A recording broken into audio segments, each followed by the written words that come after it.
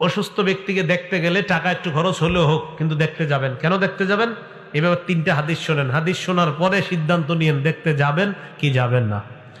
মুসলিম শরীফের 2562 নাম্বার হাদিসের বর্ণনা। ক্বালা রাসূলুল্লাহ সাল্লাল্লাহু আলাইহি ওয়াসাল্লাম, নবীজি বলেন, ইন্নাল মুসলিমা ইযা আদা আখাহুল মুসলিম, কোন মুসলমান যখন তার মুসলমান অসুস্থ ভাইকে দেখতে যায়, লাম ইয়াজাল ফি খুরফাতিল জান্নাহ হাত্তা ইয়ারজিআ। এলাকার নাম কি? পাশেরটা ডাবাইল। এই গুহাইল বাড়ি এলাকা থেকে ডাবাইল গেলেন একজন অসুস্থ মুসলমানকে দেখতে।